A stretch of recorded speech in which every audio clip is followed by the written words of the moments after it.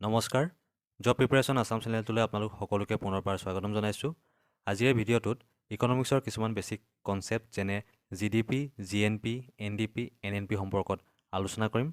যিসকলে কম্পিটিটিভ এক্সামৰ কাৰণে প্ৰিপাৰেশ্যন চলাই আছে তেওঁলোকে ইকনমিক্সৰ ৰেফাৰেঞ্চ বুক পঢ়াৰ আগত যদি এই ভিডিঅ'টো চাই লয় মই ভাবোঁ কিতাপত থকা তথ্যখিনি আৰু ভালদৰে বুজি পোৱাত সহায়ক হ'ব। এতিয়া ভিডিঅ'টো আৰম্ভ কৰোঁ। এতিয়া আহিছোঁ গ্ৰছ ডমেষ্টিক প্ৰডাক্টৰ পৰা। গ্ৰছ ডমেষ্টিক প্ৰডাক্ট কি? অসমীয়াত ইয়াক কোৱা হয় সৰ্বমুঠ ঘৰুৱা উৎপাদন। এতিয়া গ্ৰছ ডমেষ্টিক প্ৰডাক্ট হৈছে, এবাৰ সংজ্ঞা ডেফিনেশ্যনটো পঢ়ি দিছোঁ। It is the monetary value of final goods and services produced within a geographical territory of a country in a particular financial year. অৰ্থাৎ এখন দেশৰ ভৌগোলিক পৰিসীমাৰ ভিতৰত, এই জিঅ'গ্ৰাফিকেল টেৰিটৰীৰ ভিতৰত এটা নিৰ্দিষ্ট ফাইনেন্সিয়েল ইয়াৰ বা বিত্তীয় বৰ্ষত যিসমূহ ফাইনেল গুডছ আৰু ছাৰ্ভিচ প্ৰডিউচ কৰে সেই গোটেইখিনি ফাইনেল গুডছ বা ছাৰ্ভিচ মনিটাৰী ভেলু বা ভেলুটোৱে হৈছে GDP। এতিয়া ফাইনেল গুডছ কোনখিনি?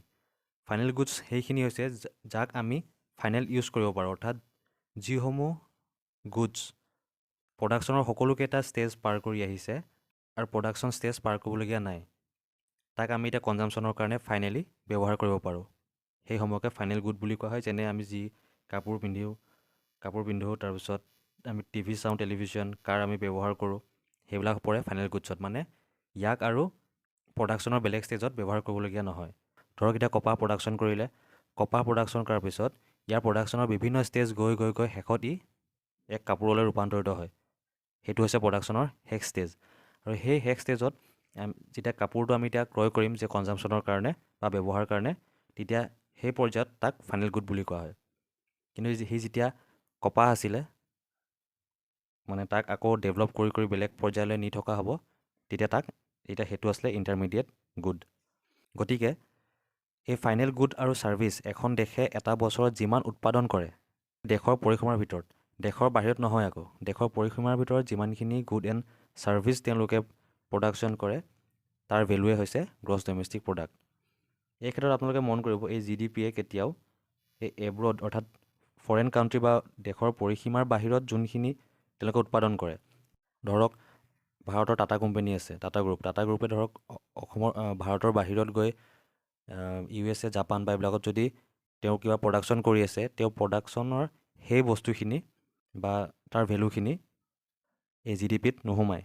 কিন্তু এইখিনিত মন কৰিব যে আমাৰ দেশৰ ভৌগোলিক সীমাৰ ভিতৰত এজন ফৰেইনাৰ বা ফৰেইনৰ পৰা অহা কোনো কোম্পানীয়ে যি প্ৰডাকশ্যন কৰে, যি ফাইনেল গুডছ আৰু ছাৰ্ভিচ প্ৰডাকশ্যন কৰে, সেইখিনি কিন্তু GDPত অন্তৰ্ভুক্ত কৰা হ'ব। মই এটা চিম্পুল উদাহৰণ আপোনালোকক বুজাই দিছোঁ। আমাৰ দেশত ধৰি লওক অকল দুটা কোম্পানীয়ে প্ৰডাকশ্যন কৰে, এনে ধৰি লওক। এটা হৈছে টাটা আৰু এটা হৈছে অডি কোম্পানী। এতিয়া টাটাটো হৈছে ইণ্ডিয়ান কোম্পানী আৰু অডিটো হৈছে জাৰ্মান কোম্পানী। এতিয়া অডিয়ে জাৰ্মানৰ পৰা আহি ইণ্ডিয়াৰ এই যোনটো জিঅ'গ্ৰাফিকেল টেৰিটৰী, ভৌগোলিক পৰিসীমাৰ ভিতৰত যোনখিনি প্ৰডাকশ্যন কৰিব, সেই প্ৰডাকশ্যনৰ ফাইনেল গুডছ আৰু ছাৰ্ভিচখিনি আমি ইনক্লুড কৰিম। লগতে টাটাই যোনখিনি আমাৰ দেশৰ ভিতৰত কৰি আছে সেই ফাইনেল গুডছ আৰু ছাৰ্ভিচখিনি আমি ইনক্লুড কৰিম। কিন্তু টাটাই হওক বা অডিয়ে হওক দেশৰ পৰিসীমাৰ বাহিৰত যোনখিনি প্ৰডাকশ্যন কৰিছে সেয়া কিন্তু গ্ৰছ ডমেষ্টিক প্ৰডাক্টত অন্তৰ্ভুক্ত কৰা নহয়। এতিয়া আমি আহিছোঁ নেট ডমেষ্টিক প্ৰডাক্ট। এতিয়া নেট ডমেষ্টিক প্ৰডাক্ট হৈছে ইয়াত অসমীয়াত কোৱা হয় ধৰক বিশুদ্ধ ঘৰুৱা উৎপাদন। এতিয়া এই নেট ডমেষ্টিক প্ৰডাক্ট আমি কেনেকৈ পাওঁ? যেতিয়া GDPৰ পৰা আমি ডেপ্ৰিচিয়েশ্যন মাইনাছ কৰি দিওঁ তেতিয়া আমি NDP পাওঁ, অৰ্থাৎ চমুকৈ NDP, যাক নেট ডমেষ্টিক প্ৰডাক্ট বুলি কোৱা হয়। এতিয়া এই ডেপ্ৰিচিয়েশ্যন মানেনো কি? এই ডেপ্ৰিচিয়েশ্যনে ইণ্ডিকেট কৰে ডিগ্ৰেডেশ্যন অফ গুডছ আৰু লগত ইনক্লুডিং ইটছ ভেলু। এই ডিগ্ৰেডেশ্যন মানে অসমীয়াত হৈছে ক্ষয় বা অৱক্ষয়। ইয়াত এটা কনচেপ্ট জড়িত হৈছে ৱেৰ এণ্ড টিয়েৰ। আমি সকলোৱে জানো যে আমি যেতিয়া কিবা এটা বস্তু আমি ক্ৰয় কৰোঁ বা আমি ব্যৱহাৰ কৰিবলৈ যেতিয়া আমি বস্তু এটা আনো, সেই বস্তুটো আমি যিমানে ব্যৱহাৰ কৰোঁ দিনক দিনে তাৰ ক্ষয় হৈ গৈ থাকে। মানে কিনাৰ দিনাখন যিমান ভাল সি ছাৰ্ভিচ দি আছিলে বা পাৰফৰ্মেঞ্চ দি আছিলে, 2 বছৰৰ পিছত হয়তো সি সেই সমান লেভেলৰ ছাৰ্ভিচ বা পাৰফৰ্মেঞ্চ নিদিব পাৰে। ছাপ'জ আপুনি আজি মোবাইল এটা কিনিলে, মোবাইলটো আজি প্ৰথম 1 মাহ বা 2 মাহ যিমান ভাল চলিছে, 3 বছৰৰ পিছত হয়তো সিমান ভাল পাৰফৰ্মেঞ্চ সি নিদিবও পাৰে। এইটো কোৱা হয় ডিগ্ৰেডেশ্যন অফ গুডছ। এই যে মোবাইলটোৰ 2-3 বছৰৰ পিছত পাৰফৰ্মেঞ্চটো কমি গৈ আছে, ইয়াৰ ফলত কি হয়, সেই মোবাইলটোৰ ভেলু কমি গৈ থাকে। আজি যদি আপুনি মোবাইলটো 2023 চনত 10,000 টকা দি কিনিছে, তেন্তে 2025 যদি সেই মোবাইলটো আপুনি বেচে, আপুনি সেই মোবাইলটো নিশ্চয় 10,000 টকাত বেচিব নোৱাৰে। মোবাইলটো হয়তো 5,000, 6,000 এনেকুৱা কমত বেচিবলগীয়া হ'ব, আৰু এইটোকে কয় ডিগ্ৰেডেশ্যন অফ গুডছ। এতিয়া এই NDP ক্ষেত্ৰত কি হৈছে, ইয়াত যিসমূহ কেপিটেল গুড আমি ইউজ কৰোঁ, কেপিটেল গুড মানে হৈছে যোনখিনি গুড আমি প্ৰডাকশ্যনৰ প্ৰচেছত আমি ইউজ কৰোঁ কোনোবা এটা বস্তু প্ৰডাকশ্যন কৰিবলৈ। লাইক টুলছ, আমি মেচিনেৰী ইউজ কৰোঁ, এটা বিল্ডিঙৰ ভিতৰতে বস্তুসমূহ যিহেতু প্ৰডাকশ্যন কৰা হয়। ঠিক এতিয়া ভেহিকলছ, তো যিসমূহ আমি ইউজ কৰোঁ এটা বস্তু প্ৰডাকশ্যন কৰিবলৈ, সেইখিনি কেপিটেল গুড বুলি কোৱা হয়। আৰু সেই কেপিটেল গুডখিনি ক্ষেত্ৰত কি হয়, সিহঁতৰো যিমানে সময় পাৰ হৈ গৈ থাকে, সিহঁতৰ ডিগ্ৰেডেশ্যন হৈ থাকে বা ক্ষয় হৈ গৈ থাকে, বা সিহঁতৰ ভেলুটো কমি কমি গৈ থাকে। ছাপ'জ গাখীৰ প্ৰডাকশ্যন কৰি আছে, তাত যিখিনি টুলছ বা মেচিনেৰী ইউজ কৰি আছে, তাৰ ক্ষেত্ৰত তেওঁলোকে এটা এলাৱেঞ্চ বা এটা মেইনটেনেঞ্চ বা ৰিপ্লেচমেণ্ট খৰচ তেওঁলোকে কৰিবলগীয়া হয়। ছাপ'জ এটা মেচিন ইউজ কৰি আছে, মেচিনটোৰ পাৰফৰ্মেঞ্চ অলপ বেয়া হৈছে, সেইটো ঠিক কৰিবলৈ বা সেইটো যদি একেবাৰে বেয়া হৈ যায়, তাক ৰিপ্লেচ কৰিবলৈও কিছুমান খৰচ কৰিবলগীয়া হয়। তো সেই এটা বছৰত যিখিনি খৰচ হৈছে, খৰচ হৈছে এই ডিগ্ৰেডেশ্যনৰ ক্ষেত্ৰত, সেইখিনি ইনক্লুড কৰা হয় এই ডেপ্ৰিচিয়েশ্যনৰ বা ডেপ্ৰিচিয়েশ্যন কষ্টত। গতিকে আমি GDPৰ পৰা যেতিয়া ডেপ্ৰিচিয়েশ্যন আমি মাইনাছ কৰোঁ, তেতিয়া পাম আমি NDP। এতিয়া নিশ্চয় বুজি পাইছে যে ছাপ'জ আমি কিবা এটা প্ৰডাক্ট আমি প্ৰডাকশ্যন কৰি আছোঁ, প্ৰডাকশ্যন কৰাৰ ক্ষেত্ৰত যিখিনি আমি কেপিটেল গুড ইউজ কৰোঁ বা মেচিন, টুলছ, গাড়ী মটৰ ইত্যাদি আমি ব্যৱহাৰ কৰোঁ, সেইখিনিৰ মেইনটেনেঞ্চ আৰু ৰিপ্লেচমেণ্টৰ ক্ষেত্ৰত যিখিনি আমি খৰচ কৰোঁ, সেই খৰচখিনিকে চমু অৰ্থত আপোনালোকে ডেপ্ৰিচিয়েশ্যন বুলি ধৰি ল'ব পাৰে।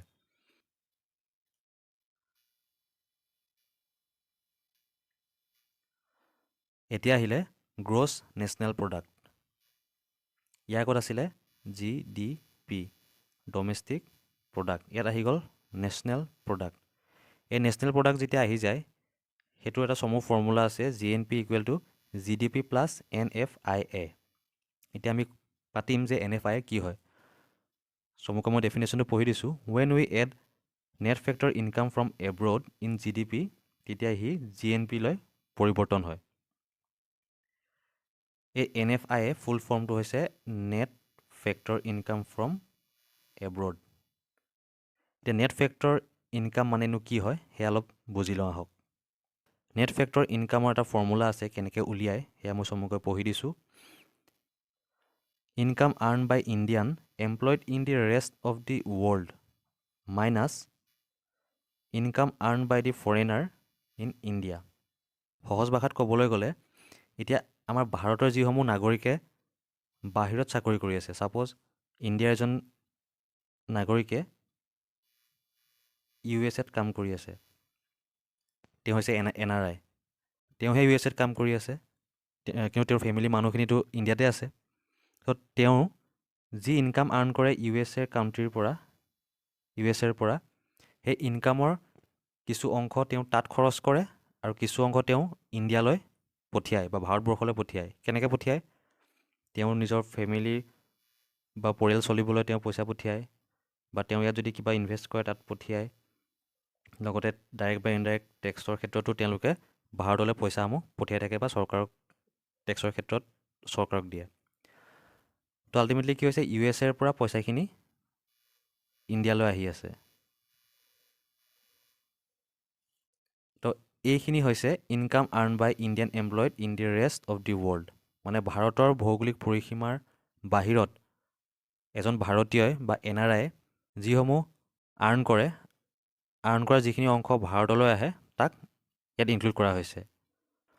তাৰপিছত income earn by the foreigner in India, মানে এতিয়া ইণ্ডিয়াততো বহুতখিনি ধৰক ফৰেনাৰ আছে যোনে ইণ্ডিয়াত পইচা আৰ্ণ কৰি আছে। উদাহৰণস্বৰূপে এতিয়া ধৰক আমাৰ এক্ট্ৰেছ জেকলিন ফাৰ্ণাণ্ডেজ, তেওঁ এতিয়া ইণ্ডিয়াত আছে, ইণ্ডিয়াত থাকি তেওঁ চিনেমা কৰি আছে, প্ৰগ্ৰাম কৰি আছে, তেওঁ পইচা পাই আছে। তেওঁ সেই পইচাৰ কিছু অংশটো তেওঁ নিশ্চয় শ্ৰীলংকালৈ পঠিয়াই আছে বা বেলেগ দেশলৈ পঠিয়াই আছে, নহয় জানো?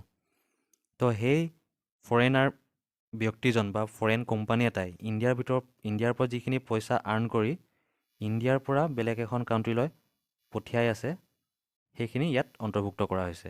গতিকে এজন ভাৰতীয়ই বাহিৰত বা বিদেশত আৰ্ণ কৰা পইচাৰ পৰা যেতিয়া আমি মাইনাছ কৰোঁ যে এজন ফৰেনাৰে ভাৰতত যি পইচা ঘটি পেলাই তেওঁ বাহিৰলৈ পঠিয়াই আছে, তাক মাইনাছ কৰিলে আমি নেট ফেক্টৰ ইনকাম আমি পাওঁ।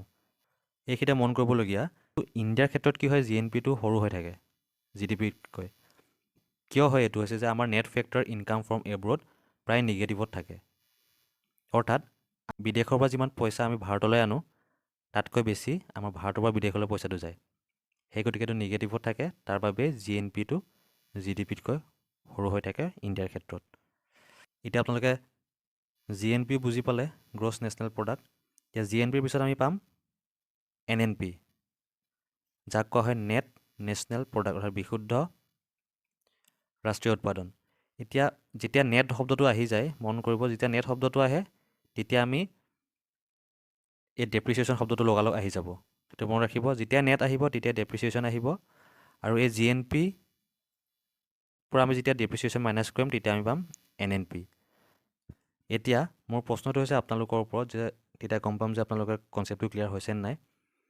এই GDP, GNP আৰু NDP আৰু NNP এই চাৰিটাৰ ভিতৰত বেটাৰ ইণ্ডিকেটৰ কোনটো হ'ব পাৰে? অৰ্থাৎ দেশৰ প্ৰকৃত গ্ৰ'থ হৈছেনে নাই, বা দেশৰ প্ৰকৃত ইনকামটো কিমান হৈছে, নেশ্যনেল ইনকামটো কিমান হৈছে, তাক বেটাৰ ইণ্ডিকেটৰ হিচাপে এই চাৰিটাৰ ভিতৰত কাক ধৰিব পাৰি বা কাক গণ্য কৰা হয়? এইটো হৈছে আপোনালোকলৈ এটা পোনপটীয়া প্ৰশ্ন, আৰু এয়া আপোনালোকে কমেণ্ট ছেকশ্যনত জনাব পাৰে। আৰু যদিহে এইখিনিৰ পৰা আপোনাৰ কিবা বুজা নাই তেন্তে কমেণ্ট ছেকশ্যনত জনাই দিব, মই নিশ্চয় কমেণ্টত গৈ হ'লেও বুজাবলৈ চেষ্টা কৰিম। এতিয়া আমি GDPৰ ক্ষেত্ৰত দুটা GDP পাওঁ, নমিনেল GDP আৰু ৰিয়েল GDP। যেতিয়া আমি GDP এষ্টিমেট কৰোঁ তেতিয়া পাওঁ। এতিয়া এই নমিনেল GDPক আন এটা নাম হৈছে GDP এট কাৰেণ্ট প্ৰাইচ। ইয়াৰ অলপ ডেফিনেশ্যনটো পঢ়ি দিছোঁ। When GDP is estimated on the basis of the current market price, then it is known as nominal GDP.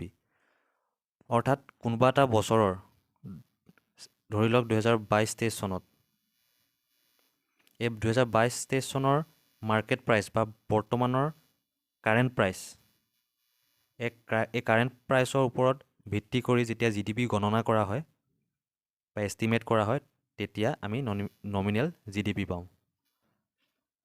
উদাহৰণস্বৰূপে 2022-23 বিত্তীয় বৰ্ষত ধৰি লওক ইণ্ডিয়াই 20টা মোবাইল প্ৰডাকশ্যন কৰিছে GDPৰ ক্ষেত্ৰত। মানে ইণ্ডিয়াই বাকী একো প্ৰডাকশ্যন কৰা নাই, বা ইণ্ডিয়াত একো দ্ৰব্যৰ সেৱা বাকী উপলব্ধ নাই, অকল 20টা মোবাইলহে প্ৰডাকশ্যন কৰিছে। ঠিক আছে, জাষ্ট ধৰি লওক। তো এই 20টা মোবাইলৰ এটা মোবাইলৰ প্ৰাইচ হৈছে 1000 পাৰ মোবাইল। গতিকে নমিনেল GDPৰ মতে আমাৰ GDP হ'ব কিমান? 20টা মোবাইলৰ দামটো কিমান হ'ব বা ভেলুটো কিমান হ'ব? 20,000। গতিকে এই নমিনেল GDPৰ মতে আমাৰ GDPটো হৈছে 20,000 টকা বা 20,000। তাৰপিছতে আমি পাওঁ এষ্টিমেটৰ ভিত্তিত ৰিয়েল GDP বা GDP এট কনষ্টেণ্ট প্ৰাইচ বা GDP এট বেছ ইয়াৰ। এতিয়া ৰিয়েল GDP মানে কি হৈছে? When GDP is estimated on the basis of a price of a base year. অৰ্থাৎ যেতিয়া আমি GDP কোনোবা এটা বেছ ইয়াৰৰ প্ৰাইচৰ ভিত্তিত আমি GDPটো গণনা কৰোঁ বা এষ্টিমেট কৰোঁ, তেতিয়া আমি ৰিয়েল GDP পাওঁ। ধৰি লওক এতিয়া 2022-23 বৰ্ষৰ GDP উলিয়াবলৈ আমি 2011-12 বৰ্ষত এটা নিৰ্দিষ্ট দ্ৰব্য সামগ্ৰীৰ যি মূল্য আছিলে, সেই মূল্যৰ ভিত্তিতে যদি আমি 2022-23 বৰ্ষৰ GDP নিৰ্ধাৰণ কৰোঁ, তেতিয়া তাক ক'ব ৰিয়েল GDP। ইণ্ডিয়াত বেছিকেলি 2011-12 চনটোক বেছ ইয়াৰ বা ভিত্তি বৰ্ষ হিচাপে গ্ৰহণ কৰা হয় বা গ্ৰহণ কৰা হৈছে। এতিয়া আমি ধৰি লৈছোঁ, ইয়াৰ আগৰ উদাহৰণটোত পাইছিলোঁ যে আমি 2022-23 চনত এটা মোবাইলৰ দাম আছিলে 1000 টকা। গতিকে সেই 2022-23 চনৰ কাৰেণ্ট যোনটো চিনেৰিঅ' বা কাৰেণ্ট যোনটো মাৰ্কেট প্ৰাইচ তাৰ ভিত্তিত আমাৰ GDP আছিলে 20,000 টকা। কিন্তু এতিয়া আমি যদি ৰিয়েল GDPৰ ক্ষেত্ৰত যদি আমি চাওঁ, যদি বেছ ইয়াৰৰ ভিত্তিত আমি GDP উলিয়াওঁ, 2011-12 চনত ধৰক মোবাইলটোৰ দাম আছিলে 500 টকা। এই পইচাৰ গেপটো কিয় হৈছে? কাৰণ ইনফ্লেশ্যন হৈ থাকে। ইনফ্লেশ্যন হৈ থকাৰ কাৰণেই 10 বছৰৰ আগত 500 টকা আছিলে, এতিয়া বাঢ়ি 1000 টকা হ'ল। সেইকাৰণে আমি দ্ৰব্যৰ বা সামগ্ৰীৰ মূল্যৰ মাজত এই ডিফাৰেঞ্চটো আমি দেখিছোঁ। এতিয়া এই 2011-12 বৰ্ষৰ বিত্তবৰ্ষৰ এই যোনটো প্ৰাইচ বা মূল্য তাৰ ভিত্তিত যদি আমি বৰ্তমান GDP উলিয়াওঁ 2022-23 2022-23 কেইটা মোবাইল প্ৰডাকশ্যন কৰিছিলে? 20টা। গতিকে 20ৰ লগত 500 পূৰণ কৰিলে আমি পাওঁ 10,000। গতিকে আমাৰ ৰিয়েল GDP হৈছে 10,000 টকা বা 10,000। গতিকে ডিফাৰেঞ্চটো আপোনালোকে নিশ্চয় গম পালে। মেইন ডিফাৰেঞ্চ হৈছে প্ৰাইচ। ৰিয়েল GDPৰ ক্ষেত্ৰত আমি এটা নিৰ্দিষ্ট আগৰ কোনোবা এটা বছৰৰ দ্ৰব্য এটাৰ মূল্যৰ ভিত্তিত আমি GDP উলিয়াওঁ, আৰু নমিনেল GDPত যোনটো বছৰ চলিত বৰ্ষ বা যোনটো বছৰ চলি আছে বা যোনটো কাৰেণ্ট মাৰ্কেট প্ৰাইচ হয়, বৰ্তমান বজাৰত তাৰ মূল্যটো কিমান হয়, তাৰ ওপৰত ভিত্তি কৰি আমি নমিনেল GDPটো নিৰ্ধাৰণ কৰোঁ। আৰু এই ক্ষেত্ৰত মনত কৰিব যে ৰিয়েল GDPয়ে এটা বেষ্ট মেজাৰমেণ্ট দিয়ে যেতিয়া আমি মানে পিৰিয়ডিক কম্পেৰিজন কৰোঁ। যেতিয়া আমি ধৰক 2011 চনৰ পৰা 2011 চনত GDP কিমান আছিলে, আজিৰ GDP কিমান হ'লগৈ, বা এই গ্ৰ'থ ৰেটটো কিমান হ'ল বা কেনেকুৱা ধৰণৰ আগবাঢ়িছে, এই ক্ষেত্ৰত ভালদৰে মেজাৰমেণ্ট দিয়ে নমিনেল GDPতকৈ ৰিয়েল GDPয়েহে। এতিয়া ইয়াৰ লগত জড়িত আন এটা কনচেপ্ট হৈছে GDP ডিফ্লেটৰ। এতিয়া GDP ডিফ্লেটৰৰ সংজ্ঞাটো মই চমুকৈ পঢ়ি দিছোঁ। It is an index of price changes of goods and services included in the GDP. That means domestically produced final goods and services in a financial year. অৰ্থাৎ GDPত কোনখিনি দ্ৰব্য সামগ্ৰী পৰিছিলে? যোনখিনি ফাইনেল গুডছ এণ্ড ছাৰ্ভিচেছ আছিলে, আৰু সেইখিনি final goods আৰু ছাৰ্ভিচেছ আছিলে যোনখিনি এখন কাউণ্ট্ৰিৰ পৰিসীমাৰ ভিতৰত প্ৰডাকশ্যন কৰা হৈছিলে। লাগিলে সেয়া ফৰেইন কোম্পানীয়ে আহি ইয়াৰ ভিতৰত প্ৰডাকশ্যন কৰক, বা লাগিলে নিজৰ থলুৱা কোম্পানীয়ে লাগিলে প্ৰডাকশ্যন কৰক। এই যিখিনি দ্ৰব্য সামগ্ৰী আছে দেশখনৰ ভিতৰত যিখিনি উৎপাদন হ'ল, সেই দ্ৰব্য সামগ্ৰীবিলাকৰ বিভিন্ন বছৰত, বিভিন্ন বিত্ত বছৰত প্ৰাইচসমূহ চেঞ্জ হৈ থাকে। গতিকে এই GDP ডিফ্লেটৰে শ্ব' কৰে যে লেভেল অফ প্ৰাইচত কি চেঞ্জ হৈছে তাক শ্ব' কৰে। ধৰক 2011 চনত 2011-12 প্ৰাইচ আছিলে 100 টকা, এতিয়া 2022-23 হ'ল তাৰ 200 টকা। গতিকে এই কম্পেৰেটিভ যোনটো প্ৰাইচ চেঞ্জ হৈছে, এই প্ৰাইচ চেঞ্জৰ যোনটো এই প্ৰাইচৰ যোনটো চেঞ্জ হৈছে, এই চেঞ্জটোকে এই GDP ডিফ্লেটৰে বেচিকেলি শ্ব' কৰে। আৰু ইয়াৰ এটা ফৰ্মুলা আছে, ফৰ্মুলাটো হৈছে নমিনেল GDP, যোনটো আমি আগতে পঢ়ি আহিছোঁ, ডিভাইডেড বাই ৰিয়েল GDP ইনটু 100। আৰু এই GDP ডিফ্লেটৰ মানে কি হয়? ই সাধাৰণতে বিভিন্ন বিত্তীয় বৰ্ষত মূল্যৰ যি চেঞ্জ হৈছে তাক, মানে মূল্যৰ যি সাল সলনি হৈছে বা মূল্যৰ যি চেঞ্জেছ আহিছে তাৰ ৰেটটোক ই শ্ব' কৰে। গতিকে এই ভিডিঅ'টোত এইকেইটা কনচেপ্টে চমুকৈ আলোচনা কৰিলোঁ। মই ভাবোঁ আপোনালোকে অলপ হ'লেও কিবা এটা বুজি পাইছে। আৰু যদিহে এই ভিডিঅ'টো আপোনালোকে উপযোগী বুলি ভাবে বা যদিহে বুজি পাইছে, তেন্তে লাইক কৰিব আৰু ছাবস্ক্ৰাইব কৰিবলৈ নাপাহৰিব। আৰু যদিহে কিবা বুজি পোৱা নাই, তেন্তে কমেণ্ট ছেকশ্যনত জনাব। মই নিশ্চয় চেষ্টা কৰিম যাতে তাৰ উত্তৰো দিব পাৰোঁ। গতিকে ইমানতে আজি সামৰণি মাৰিছোঁ। ধন্যবাদ।